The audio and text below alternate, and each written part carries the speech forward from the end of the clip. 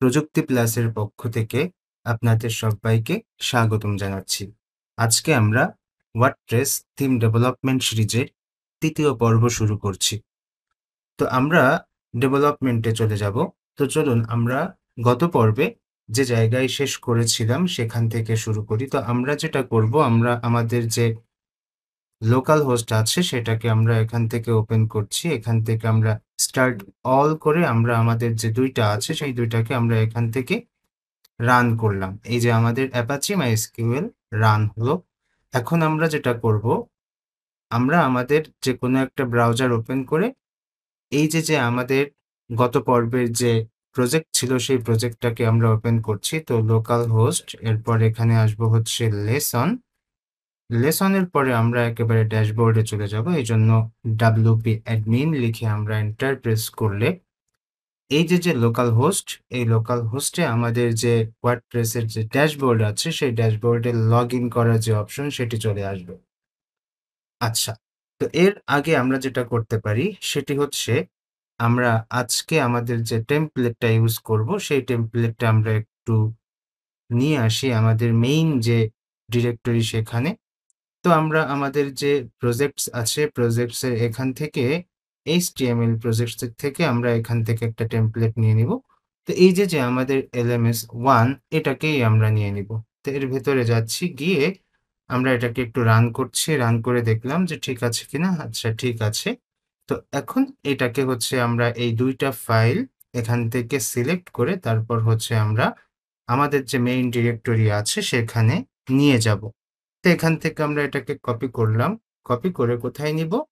আমাদের যে local host আছে সেই লোকাল হোস্টের মেইন ডিরেক্টরিতে আমরা নিয়ে যাব। তো এখান থেকে www, এরপর হচ্ছে লেসন প্রজেক্টস, এরপর wp কন্টেন্ট থিম, আমাদের থিম হচ্ছে লেসন।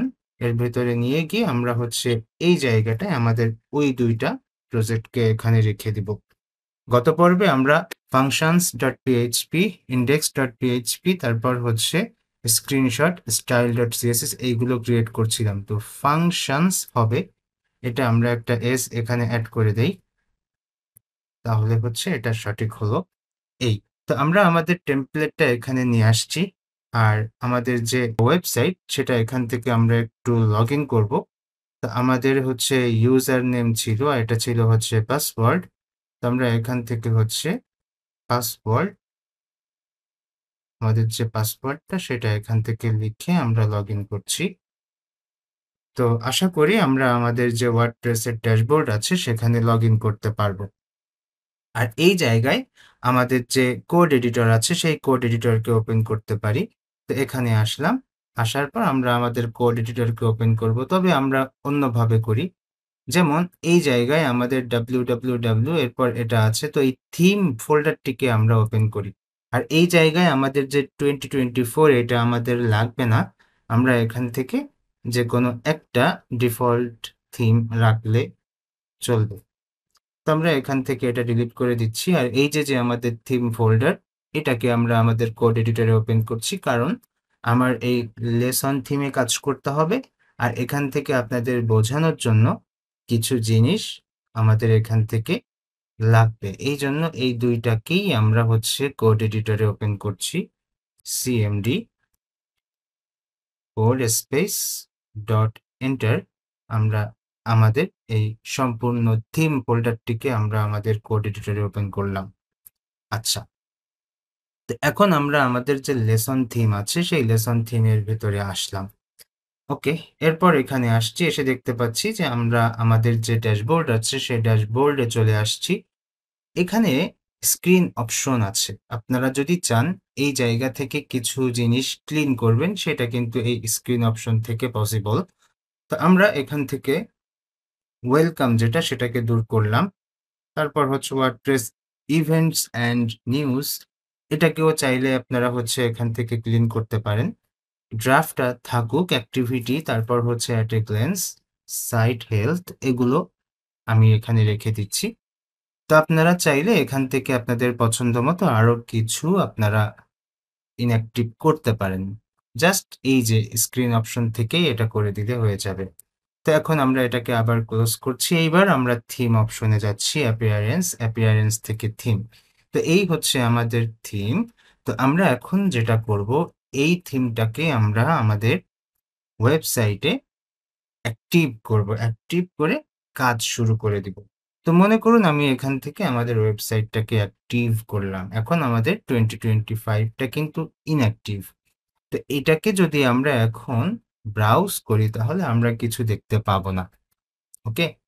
তো সেই ক্ষেত্রে আমরা যদি এখানে এসে আমাদের ওয়েবসাইটটাকে যদি আমরা ভিজিট করি, এটা নতুন ট্যাবে ভিজিট করলাম।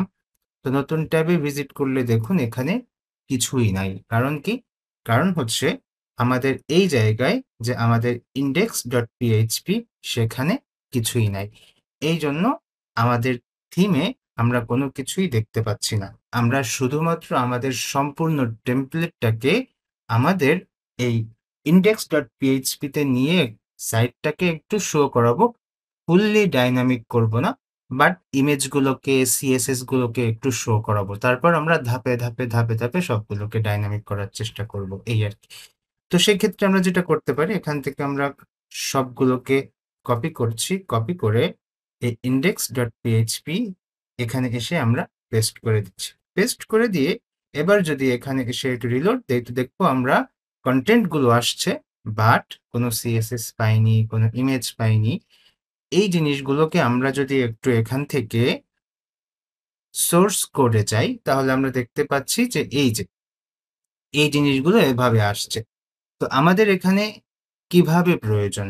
আমাদের এই জায়গাটায় লিঙ্কগুলো কেমন প্রয়োজন? এখান থেকে আসলে তো হবে না। কারণ এর আগে আরো অনেক কিছু আছে। ঠিক আছে? কেমন আছে আমরা যদি একটু দেখাই, সে আমরা এইটাকে একটু এভাবে মিনিমাইজ করছি। মিনিমাইজ করে এটাকেও আমরা কেটে দিচ্ছি, লাগবে না। তো মনে করুন এই যে আমাদের থিম, তো এইখান থেকে এই যে ডিরেক্টরি আছে, এই ডিরেক্টরিটা কিন্তু আমাদের প্রয়োজন। এই থিম পর্যন্ত আসলো। এরপর দেখা যাচ্ছে যে আমাদের এই যে লেসন আছে। তো থিমের পরে লেসন। তো লেসনের পরে তারপর হচ্ছে আমাদের কিন্তু অ্যাসেট। লেসনের পরে তারপর হচ্ছে অ্যাসেট। তাহলে আমাদের এই জায়গায় এই যে ডিরেক্টরিটা, এই ডিরেক্টরিটা আমাদের এখানে পাচ্ছে না। এই যে এই অ্যাসেটের আগে আমাদের এইটুকু প্রয়োজন, সেইটুকু কিন্তু আসছে না। তো এই জিনিসটা আমরা কিভাবে ওইখানে অ্যাড করব সেইটা এখন দেখব। তো চলুন আমরা হচ্ছে আমাদের আবার কোড এডিটরে চলে যাই। আমরা ছোট্ট করে কাজ করব। তারপর হচ্ছে আমরা এই জিনিসগুলোকে একটু আপনাদের সামনে ব্যাখ্যা করব। তো আমরা আমাদের একেবারে ফাইলের ১ম এ চলে যাচ্ছি। এই যে আমাদের ফাইলের ১ম, এখানে আসলাম। তো এখানে কিছু জিনিস রয়েছে। তো এই অ্যাসেটস এর আগে যে ফাইল ডিরেক্টরি বা ফাইল পাথ টুকু আমরা দেখলাম, সেটুকুকে এখানে আনার জন্য বা সাপোর্ট করানোর জন্য আমাদের ওয়ার্ডপ্রেস কিন্তু একটি ফাংশন দিয়েছে। তো আমরা সেই ফাংশনটা এখানে ইউজ করব। তো কিভাবে? মনে করুন এই যে অ্যাসেটস, এই অ্যাসেটস এর আগে আমরা হচ্ছে পিএইচপি শুরু করব। তো এখানে পিএইচপি শুরু করলাম এবং পিএইচপি শেষ করব। শেষ করার পর এখানে একটা ফাংশন লিখব। সেই ফাংশনের নাম হচ্ছে গেট টেমপ্লেট ডিরেক্টরি ইউআরআই। তাহলে এখানে আমরা লিখলাম যে গেট, তারপর হচ্ছে টেমপ্লেট, তারপর ডিরেক্টরি ইউআরআই, এভাবে। তো ইউআরআই এভাবে আমরা একটা ফাংশন লিখলাম। তো এই ফাংশনটাকে আমাদের অবশ্যই ফার্স্ট ব্র্যাকেট দিতে হবে, তারপর হচ্ছে আমাদের এটাকে শেষ করে দিতে হবে। তো এই যে গেট টেমপ্লেট ডিরেক্টরি ইউআরআই, এই ফাংশনটা কিন্তু আমাদের অবশ্যই ইকো করতে হবে। তো ইকো না করলে আমরা হচ্ছে এটাকে সুন্দর করে দেখতে পাবো না। এখন যদি আমরা এটাকে সেভ দেই, সেভ দিয়ে যদি আমরা এখানে আসি, আসার পর যদি একবার একটু রিলোড দেই, তো আমরা দেখতে পাচ্ছি যে এই যে লোকাল হোস্ট, লেসন, তারপর হচ্ছে ডাব্লিউপি, কন্টেন্ট, থিমস, এইভাবে আসছে। এখন এই যে লেসনের পরে অ্যাসেটস এর আগে একটা স্ল্যাশ নাই। তাহলে আমাদের এখানে হচ্ছে একটা স্ল্যাশ দিয়ে দিতে হবে এই অ্যাসেটস এর আগে। এখানে এসে আমরা একটা স্ল্যাশ দিয়ে দিচ্ছি। দিয়ে সেভ দিলাম। সেভ দিলে এইবার আমরা ওইখানে আরেকটা স্ল্যাশ পাবো, এই যে। তো এইবার আমাদের ডিরেক্টরিটা আশা করি ঠিক আছে। তো এইটা কিসের? Style shits. তো আমরা যদি একটু লেসনে যাই, যাওয়ার পর এখন যদি একটু রিলোড দেই, তো আমরা দেখতে পাচ্ছি যে আমাদের স্টাইল শিটটা পেয়েছে, বাট কোনো ইমেজ পাইনি। তাহলে যেখানে যেখানে আমাদের এই ইমেজগুলো আছে, সেখানে সেখানে আমাদের ওই ফাংশনটা যদি আমরা দিয়ে দেই, তাহলে কিন্তু এই টেমপ্লেটের সব ইমেজগুলো পেয়ে যাবে। তাহলে চলুন আমরা সেই কাজটা করি। তো এই কাজটা করার জন্য আমরা একটু ট্রিক্স অবলম্বন করব। তো আপনারা একটু টাইপ করবেন। টাইপ করলে কি হবে? এই যে গেট টেমপ্লেট ডিরেক্টরি URI, এই ফাংশনটা আপনাদের খুব দ্রুত একটা লেখার প্র্যাকটিস হয়ে যাবে। তো আমি এখন যেটা করছি সেটা যে এখান থেকে আমি এটাকে একটু কাট করে নিচ্ছি। এই ফাংশনটাকে আমরা যেভাবে ছিল সেইভাবে করে ফেলছি এখান থেকে। যেমন এই যে এইটুকু আমরা লিখছি, সেইটুকুকে আমি এখান থেকে এভাবে কন্ট্রোল এক্স দিয়ে কাট করে নিলাম। তাহলে এখন যেমন আছে এর আগেও তেমন ছিল। তো আমরা এখন যেটা করব, কন্ট্রোল এইচ দিয়ে আমরা রিপ্লেস অপশনটা অন করব। অন করে আমরা এখানে লিখব যে যেখানে যেখানে অ্যাসেটস আছে সেখানে সেখানে আমাদের আরেকটা নতুন ভ্যালু রিপ্লেস করে দাও। তাহলে আমি এখানে প্রথমে ফাইন্ড করছি অ্যাসেটস। অ্যাসেটসকে ফাইন্ড করলাম, করার পর এবার রিপ্লেস করব আমরা কোনটা দিয়ে? রিপ্লেস করব এইটা দিয়ে, এখানে যেটা সেটা। তো এই যে এটা দিলাম, এরপরে কিন্তু আমাদের অ্যাসেটসটাও এখানে লিখে দিতে হবে, তা না হলে ওইটা কিন্তু মিসিং হয়ে যাবে। তো আমরা এই কাজটা করলাম, করার পর এখানে একটা একটা করে রিপ্লেস করা যায়, আর এখানে সবগুলো একত্রে রিপ্লেস করা যায়। তো আমরা এখানে রিপ্লেস অল করে দিলাম। রিপ্লেস অল করে দিলে এই যেখানে যেখানে আমাদের এই ফাংশনটা প্রয়োজন, সব জায়গায় আমাদের এই ফাংশনটা চলে আসবে। এই যে, তো এক্ষেত্রে আমাদের কিন্তু ইমেজগুলোও সাপোর্ট করবে, আমাদের সকল লিঙ্কগুলোও সাপোর্ট করবে। সকল লিঙ্ক বলতে কি বোঝাতে চাচ্ছি? যে এই যে এখানে আমাদের সিএসএস ফাইল, এই জায়গায় আমাদের রেসপন্সিভ সিএসএস ফাইল, এই জিনিসগুলো আমাদের এখানে কিন্তু সাপোর্ট করবে। আর যেগুলো সিডিএন থেকে আসছে ওগুলো তো আমাদের এই মুহূর্তে প্রয়োজন নেই। তো এটা করলাম, করার পর এখানে এসে আবার যদি রিলোড দেই, তো আমরা দেখতে পাচ্ছি যে এইবার আমাদের ইমেজগুলো পাচ্ছে। তারপর আমাদের এই যে জাভাস্ক্রিপ্টের লিঙ্ক তো সিডিএন থেকে আসছে, রেসপন্সিভটা পেয়েছে কিনা আমরা একটু দেখি। তো এখানে ক্লিক করলাম, ক্লিক করে আমরা এটাকে যদি একটু ছোট করি, তাহলে আমরা এখানে এসে দেখতে পাচ্ছি যে হ্যাঁ, আমাদের রেসপন্সিভ সিএসএসটাও কিন্তু পাচ্ছে। এই যে সুন্দর করে আমাদের সবগুলো এখানে পাচ্ছে। আচ্ছা, তাহলে আমরা কি করতে পারলাম? এই যে আমাদের কিন্তু এখন সম্পূর্ণ টেমপ্লেটটা ওয়ার্ডপ্রেস থেকে আসছে। তো আপনারা যদি চান যে ডাইনামিক করার আগেও আপনাদের ওয়ার্ডপ্রেস আপনাদের এই যে টেমপ্লেটগুলোকে দেখাবেন, সেটা কিন্তু দেখাতে পারেন। ওকে? একটা প্রবলেম আমরা এখানে বলি যে আ আমরা কিন্তু ড্যাশবোর্ড থেকে কোনো কিছুই এখানে কিন্তু সেন্ড করতে পারবো না। জাস্ট আমাদের এইটা অ্যাক্টিভ হয়েছে আর আমাদের টেমপ্লেটটা ওয়ার্ডপ্রেস থেকে শো করছে। এতটুকুই, আর কিছু না। তো আমরা যদি এখন এখান থেকে পোস্ট করি, সেই পোস্ট যে ওইখানে যেয়ে ভেসে উঠবে তা কিন্তু নয়। আমরা জাস্ট ওয়ার্ডপ্রেসের একটা ফাংশন ইউজ করে আমরা আমাদের প্রয়োজনীয় লিঙ্কগুলোকে সুন্দর করে সাপোর্ট করাইছি, এই আরকি। আচ্ছা, তো এইবার আমরা কিছু জিনিস আলোচনা করব। যেমন এখানে আমাদের যে ওয়ার্ডপ্রেসের যে এই যে সাইটটা আছে, এই সাইটে আমাদের কি কি করতে হবে সেটা একটু বলি। এর প্রত্যেকটা এলিমেন্টকে আমাদের ডাইনামিক করতে হবে। প্রত্যেকটা এলিমেন্টকে আমাদের ডাইনামিক করতে হবে। এখন আমরা আরো কিছু ব্যাখ্যা করতে পারি। তো চলুন আমরা আমাদের একটা স্লাইডে যাই। তো এই আমাদের স্লাইড। তো এখানে এসে আমরা চলে গেলাম আমাদের থিম ডেভেলপমেন্টে। তো ওয়ার্ডপ্রেস থিম ডেভেলপমেন্টের কিছু জিনিস আমরা এখন আলোচনা করব। তো মনে করুন যে ওয়ার্ডপ্রেস থিম কত প্রকার? সেই জিনিসটা আমরা যদি একটু বলি। তো ডেভেলপমেন্টের দিক থেকে এই ওয়ার্ডপ্রেস থিম ৩ প্রকার হয়ে থাকে। তো সাধারণত এটা ব্লক থিম, তারপর হচ্ছে ক্লাসিক থিম, তারপর হচ্ছে হাইব্রিড থিম, এরকম। তো ব্লক কোনটা, ক্লাসিক কোনটা, হাইব্রিড কোনটা সেটা একটু সংক্ষেপে আলোচনা করি। তো মনে করুন ক্লাসিক থিম হচ্ছে আমরা HTML, CSS, জাভাস্ক্রিপ্ট দিয়ে এই যে টেমপ্লেটটা আমরা ক্রিয়েট করলাম, সেই টেমপ্লেটটা নিয়ে তারপর ওয়ার্ডপ্রেস দিয়ে এটাকে হচ্ছে আমরা যদি ডেভেলপ করি, তাহলে সেটাই হচ্ছে আমাদের ক্লাসিক থিম। এটার ভেতরে ক্লাসিক এডিটর থাকে, যে এডিটরটা দিয়ে আমরা যদি ওয়ার্ডপ্রেসকে এডিট করি, তাহলে যারা বিগিনার তারা এই জিনিসটা সুন্দর করে নেভিগেট করতে পারে, সুন্দর করে ইউজ করতে পারে। যে ক্লাসিক যে আমাদের যে এডিটরটা, সেই এডিটরটা কিন্তু আমাদের জন্য বুঝতে সহজ। এরপর আমরা দেখতে পাচ্ছি যে ব্লক থিম, এই ব্লক থিমে গুটেনবার্গ রয়েছে, তারপর হচ্ছে এই ব্লক থিমে আমরা কিন্তু ফুল সাইট এডিটিং এর যে একটা অপশন সেটা কিন্তু পেয়ে যাচ্ছি। তো এই জিনিসটা বিগিনারদের জন্য হচ্ছে একটু কঠিন। তো সেই জন্য আমরা হচ্ছে এখন এই মুহূর্তে ব্লক থিমে যাচ্ছি না, আমরা ক্লাসিক থিম নিয়ে আলোচনা করব। তো এই গুটেনবার্গ এডিটর দীর্ঘদিন ধরে একটু ইউজ করে তারপর যখন ফ্লেক্সিবল হয়ে যাবে, তারপর হচ্ছে এই ব্লক থিমটা তখন হচ্ছে ডেভেলপ করতে হবে। তো এর আগে আমরা ক্লাসিক থিমটা ডেভেলপ করব, এই আর কি। আর হাইব্রিডটা অবশ্যই আপনারা দেখে বুঝছেন যে এমন একটা থিম, এর ভিতরে ক্লাসিকও থাকে, ব্লকও থাকে। এই দুটা অপশন যখন থাকছে তখন সেটাকে হাইব্রিড বলা হচ্ছে।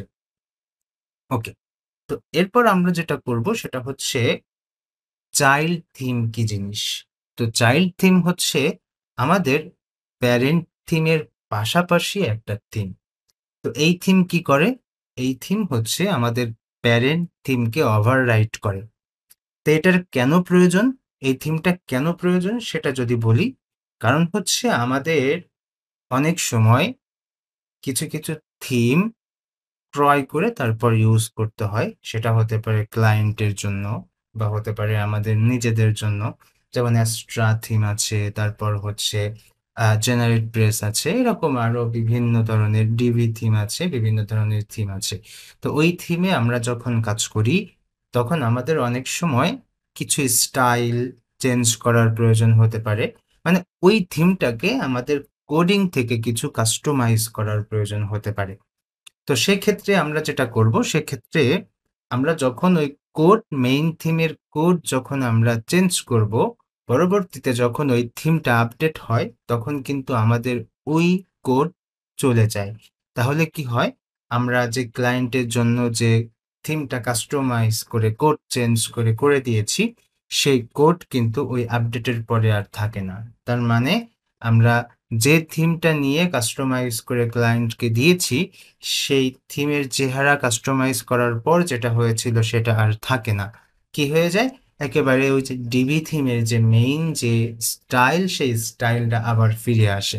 তো সেক্ষেত্রে আমাদের করণীয় কি? সেক্ষেত্রে আমাদের করণীয় হচ্ছে কোনো একটা থিমকে যখন তার রুট ফাইলকে চেঞ্জ করতে হয়, যেমন স্টাইল ফাইল, তো এছাড়া আরো অনেক ফাইল আছে, হেডার ফাইল, ফুটার ফাইল, এই প্রত্যেকটা ফাইলের কোনো একটা কোডকে যদি আমরা চেঞ্জ করতে চাই, সেক্ষেত্রে আমাদের একটা চাইল্ড থিম তৈরি করে সেখানে করা উচিত। কারণ এই চাইল্ড থিম প্যারেন্ট থিমের কোডকে ওভাররাইট করে, তার মানে অগ্রাধিকার দেয়। তো আমরা যখন চেঞ্জ করব এই কোড, আমাদের প্যারেন্ট থিম যখন আপডেট হবে, আপডেট হওয়ার পরেও এই চাইল্ড থিমের কোড অগ্রাধিকার পাবে। সেক্ষেত্রে চাইল্ড থিমের কোডটাই কাজ করবে, এই আর কি। আরেকটা ব্যাপার আছে যে শুধু যে থিম ক্রয় করে ক্লায়েন্টের জন্য, এই ব্যাপারটা কিন্তু এখানে নাই। এখানে আরেকটা খুব ইম্পর্টেন্ট ব্যাপার আছে। সেটা কেমন? দেখা যাচ্ছে যে আমরা তো এই যে থিমগুলো তৈরি করছি, তাহলে এই থিমগুলো তো অনেক সময় বিক্রয় করার প্রয়োজন হতে পারে। সেটা হতে পারে হচ্ছে থিম ফরেস্টে বা ইভান্টোতে, বিভিন্ন জায়গায় আমরা আমাদের থিমগুলোকে ডেভেলপ করে তারপর কি করব? আমরা সেগুলোকে ওইখানে রেখে বিক্রয় করার চেষ্টা করব। তো সেক্ষেত্রে কি হতে পারে? সেক্ষেত্রে আমাদের কিন্তু থিমগুলোকে সবসময় আপডেট করতে হবে, তাই না? পিএইচপি আপডেট হয়, ওয়ার্ডপ্রেস আপডেট হয়, তাহলে আমাদের থিমগুলোকে কি করতে হবে? সবসময় আপডেট রাখতে হবে। তো সেক্ষেত্রে আমাদের থিম ও যখন কোনো একটা ক্লায়েন্ট ক্রয় করে ইউজ করছে, তো সেই ক্লায়েন্ট যখন আমাদের থিমটা কাস্টমাইজ করছে, তাহলে আমাদের থিমে যদি আমরা একটা চাইল্ড থিম দিয়ে দেই, তাহলে কি হবে? ক্লায়েন্ট ওই চাইল্ড থিম যদি ইউজ করে, তাহলে আমাদের মেইন থিম আপডেট হলেও চাইল্ড থিম কিন্তু সেম থাকছে। তো সেই ক্ষেত্রে আমাদের আ থিমটা আপডেট হলো, আবার দেখা যাচ্ছে যে আমাদের ক্লায়েন্টের ওয়েবসাইটটাও ঠিক থাকলো। তো সেক্ষেত্রে আমাদের কিন্তু এই চাইল্ড থিমটা খুবই প্রয়োজন, খুবই প্রয়োজন। তো আমরা চাইল্ড থিম কিভাবে ডেভেলপ করতে হয় সেগুলোও কিন্তু দেখব। তো এই যে আলোচনা করলাম, আশা করি আপনারা সুন্দর করে বুঝলেন যে চাইল্ড থিম কেন প্রয়োজন। আচ্ছা, তো এরপর আমরা যাব হচ্ছে আমাদের টেক্সট ডোমেইন বলে একটা টার্ম আছে। এই টেক্সট ডোমেইনটা কি সেটা একটু আলোচনা করব। তো এই টেক্সট ডোমেইন হচ্ছে একটা ইউনিক জিনিস থিমের। ওকে? তো এই টেক্সট ডোমেইনটা আলোচনা করার জন্য আমরা আমাদের যে কোড এডিটর আছে সেখানে যাচ্ছি। যাওয়ার পর এই যে 2025 একটা নাম। তো থিমের নামের সাথে টেক্সট ডোমেইনের মিল থাকা প্রয়োজন। এটা একটা রিকোয়ারমেন্ট। কিসের রিকোয়ারমেন্ট? দেখা যাচ্ছে থিম ফরেস্টে যখন থিম আপলোড করতে হয়, তখন তাদের একটা রিকোয়ারমেন্ট আছে যে থিমের নামের সাথে যে টেক্সট ডোমেইন আছে সেটার মিল থাকলে তাদের জন্য ভালো। এই আরকি। তো আমরা তাহলে এই টেক্সট ডোমেইনটা নিয়ে একটু আলোচনা করি। চলুন আমরা একটু দেখি টেক্সট ডোমেইনটা কোথায়। তো ১ম এ এই যে আমাদের 2025 একটা থিম, এই থিমের ভিতরে আমাদের কিন্তু স্টাইল সিএসএস ফাইল আছে। এই স্টাইল সিএসএস ফাইলে গিয়ে আমরা দেখতে পাচ্ছি যে আমাদের এই যে থিম নেম 2025 এভাবে রয়েছে। তাহলে আমরা যদি একটু নিচের দিকে খুঁজি তাহলে দেখতে পাচ্ছি যে এই যে আমাদের টেক্সট ডোমেইন আছে। তাহলে দেখুন এই জায়গায় 2025, তাহলে আমাদের এই নামের সাথে আমাদের কিন্তু এই টেক্সট ডোমেইনের কিন্তু একটা মিল আছে। আচ্ছা, তো এটা তো আমাদের জাস্ট একটা নাম আর এখানে একটা টেক্সট ডোমেইন। এই জিনিসটা এভাবে কি করলাম? জাস্ট এখানে একটা ডিক্লেয়ার করছি। কিন্তু এই জিনিসগুলোকে মেইনলি রেজিস্টার করা হচ্ছে কোথায়? সেই টেক্সট ডোমেইনটা সেখান থেকে নিয়ে কোথায়, কোথায় ইউজ করা হচ্ছে, সেই জিনিসটাও আমরা আজকে একটু দেখব। কেমন? এই যে আমাদের functions.php ফাইল আছে, এই ফাইলের ভিতরে আমরা যাব। যাওয়ার পর এখানে দেখতে পাচ্ছি যে আমাদের যতগুলো ফাংশন ক্রিয়েট করা হচ্ছে, প্রত্যেকটা ফাংশনের আগে আমাদের এই টেক্সট ডোমেইনটা কিন্তু ইউজ করা হচ্ছে। তো এখানে দেখা যাচ্ছে একটা ফাংশন ক্রিয়েট করা হলো। সেই ফাংশনের আগে মেইনলি ফাংশনের নাম কি দিয়েছে? পোস্ট ফরম্যাট সেটআপ এভাবে। তো সেক্ষেত্রে তার আগে আমাদের টেক্সট ডোমেইনটা কিন্তু এড করা আছে। এভাবে এই জায়গায় দেখুন এডিটর স্টাইল বলে একটা নাম দিয়েছে ফাংশনের। তার আগে কিন্তু 2025 নামে একটা টেক্সট ডোমেইন এড করা আছে। তো এই যে একটা ব্যাপার, এই ব্যাপারগুলো সেট করলে একজন ডেভেলপার এই কোড দেখলে সুন্দর করে বুঝতে পারে যে আমাদের থিমের নাম কি, টেক্সট ডোমেইন কি, এই জিনিসগুলো সুন্দর করে কিন্তু এখান থেকে জানা যায়।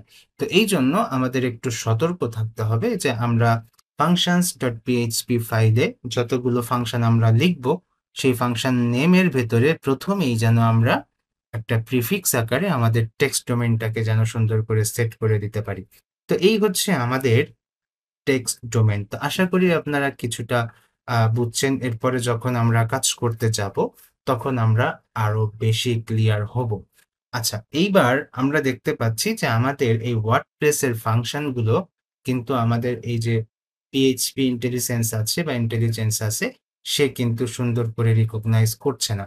তাহলে আমরা যেটা করতে পারি যে আমরা এখান থেকে আমাদের এটাকে চেঞ্জ করতে পারি। তাহলে আমরা আমাদের এই জায়গায় আসলাম। আসার পর এখানে আমরা সার্চ করতে পারি যে পিএইচপি ইন্টেলিজেন্স, এভাবে আমরা সার্চ করতে পারি। সার্চ করলে পিএইচপি ইন্টেলিজেন্স চলে আসবে। এখান থেকে আমরা সেটিংস এ যাচ্ছি। সেটিংস এ যাওয়ার পর এখানে আরেকটা সেটিংস আছে। এখান থেকে আমাদের এটাকে ওপেন করলাম। ওপেন করার পর একেবারে নিচে চলে যাব। নিচে গিয়ে আমরা আমাদের এই ওয়ার্ডপ্রেসের জন্য একটা অপশন এখানে অ্যাড করে দিব। তো এই জায়গায় অ্যাডে ক্লিক করছি। অ্যাডে ক্লিক করার পর নিচে গিয়ে দেখব ওয়ার্ডপ্রেস আছে আশা করি।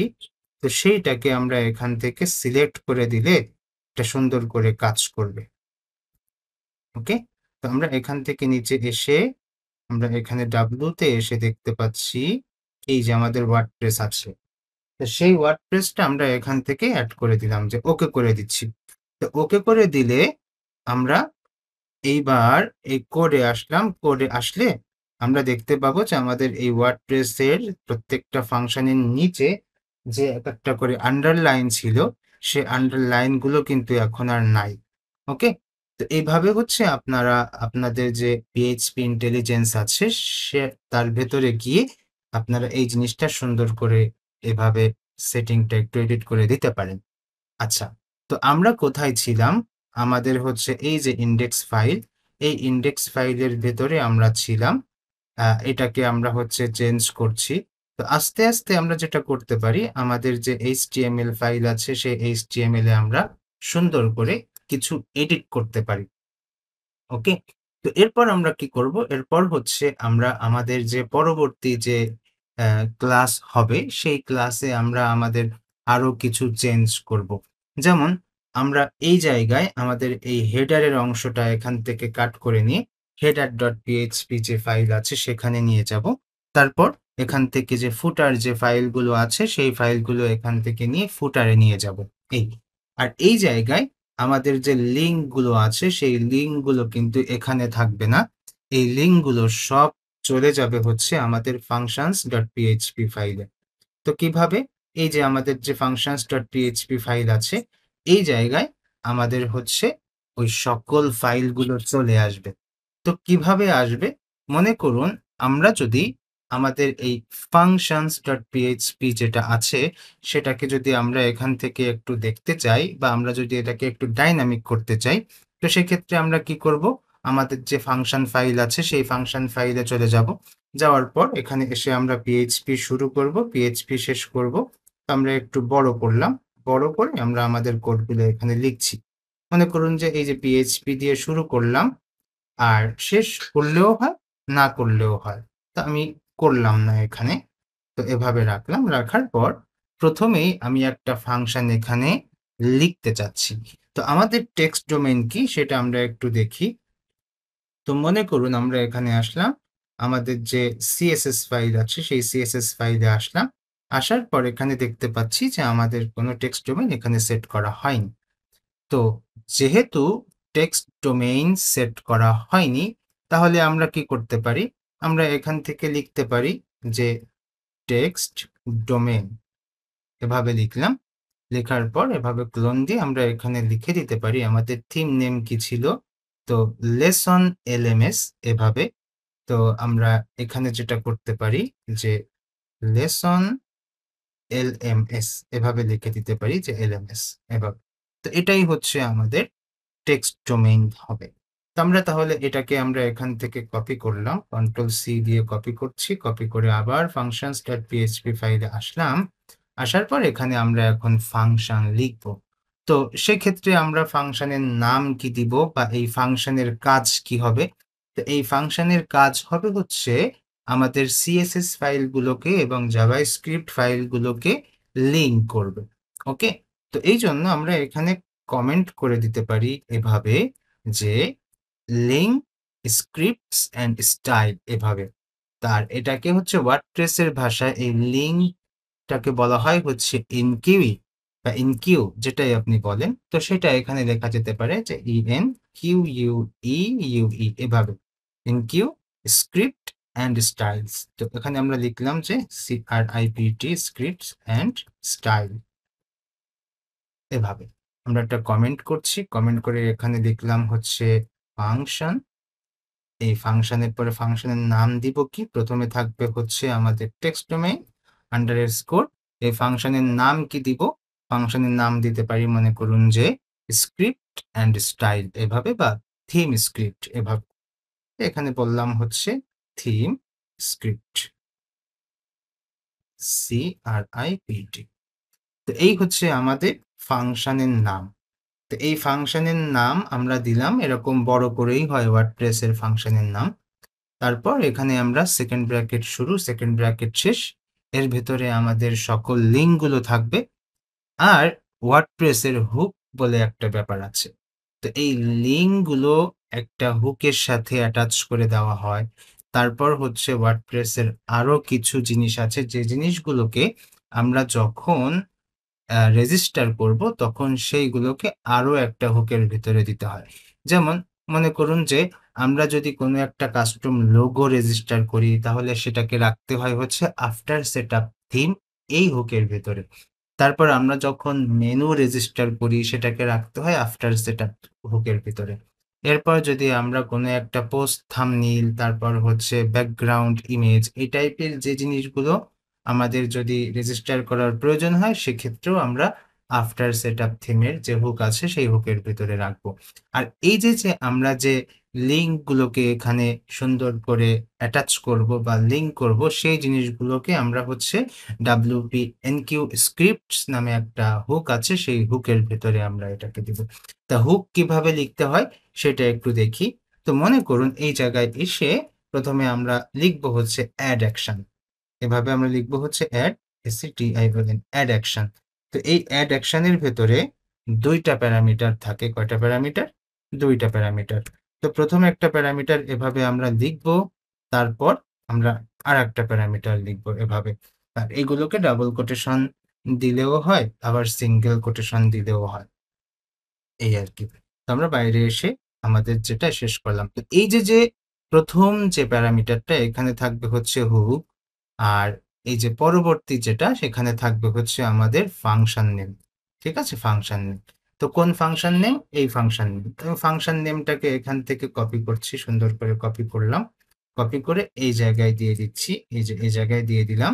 আর এই জায়গায় যেহেতু আমাদের হুক আসবে তো সেটা আমরা এখানে লিখব। তো আমরা বলছি যে এটা হচ্ছে আমাদের WP-enqueue scripts বলে যে হুকটা আছে সেটা এখানে দিব। তো WP-enqueue script SCRIPT scripts এই হুকের ভেতরে আমাদের এটা থাকবে। আচ্ছা, তো আমরা এটাকে হচ্ছে কি করলাম জাস্ট একটু বড় ছোট করলাম যাতে আমরা একটু সুন্দর করে দেখতে পারি। আচ্ছা, তো এইটা হচ্ছে আমাদের মোটামুটি একটা সিস্টেম আমি বললাম। আবারও বলি যে এই হচ্ছে ফাংশন। তো ফাংশনটাকে আমরা প্রথমে কি করলাম? ফাংশনের নাম লিখলাম। কিভাবে লিখবো? প্রথমে হচ্ছে টেক্সট ডোমেইন দিব। তারপর আমরা আমাদের মতো করে ফাংশনের নামটা এখানে দিব। অবশ্যই এই ফাংশনের ভেতরে যে কাজটা করব সেই কাজের সাথে আমাদের এখানে কি থাকতে হবে? একটা মিল থাকতে হবে। আচ্ছা, এরপর এর ভেতরে যে কাজগুলো করব সেই কাজগুলো কোন হুকের আন্ডারে থাকে সেই হুকটা এখানে দিব। তারপর এই যে ফাংশনটা এই ফাংশনের নামটা এখানে দিয়ে দিব। তো এই কাজটা আমরা এখানে করলাম। করার পর এর ভেতরে হচ্ছে আমরা আমাদের সকল লিঙ্কগুলোকে এখানে রাখবো। আমরা পরবর্তী ক্লাসে আবার এখান থেকে শুরু করব যে এই যে আমাদের ফাংশন লিখা তার ভেতরে আমাদের এই জিনিসগুলোকে লিঙ্ক করানো এই ব্যাপারগুলো আবার আমরা নতুন করে শুরু করব আরকি। তাহলে আমরা আসলে আরো ভালো করে জিনিসগুলো বুঝতে পারবো। তো প্রথমেই আমরা কি করছি? প্রথমে হচ্ছে আমরা আমাদের এই যে আমাদের যে টেমপ্লেটটা আছে সেই টেমপ্লেটটাকে আমরা আমাদের HTML টেমপ্লেটটাকে এই PHP ফাইলের ভেতরে পেস্ট করে তারপর আমাদের এই লিঙ্কগুলোকে এমনভাবে ওয়ার্ডপ্রেসের ফাংশন দিয়ে লিঙ্ক করাইছি যাতে করে আমাদের পাথগুলো সুন্দর করে পায়, আমাদের ইমেজগুলো সুন্দর করে পায় সেই জিনিসটা আমরা এখানে করেছি। যার ফলে আমরা কিন্তু এখানে আমাদের ওয়েবসাইটটা সুন্দর করে দেখতে পাচ্ছি আরকি। তো আশা করি আপনারাও এই কাজটা করতে পারেন। আর এটা এভাবে কেন করলাম? কারণ হচ্ছে আমরা যখন ডাইনামিক করব, তখন এই সম্পূর্ণ ওয়েবসাইটটা যদি আমাদের সামনে থাকে, তাহলে সেই জিনিসটা ডাইনামিক করতে আমাদের কাছে ভালো লাগে। এইজন্য আমরা এইভাবে রাখছি। তো ঠিক আছে, আপনারা আজকে এই পর্যন্ত প্র্যাকটিস করবেন বা এই পর্যন্ত দেখবেন। আমরা আগামী পর্ব থেকে নতুন কিছু দেখব। তো আজকের পর্ব এখানেই শেষ করছি। আল্লাহ হাফিজ।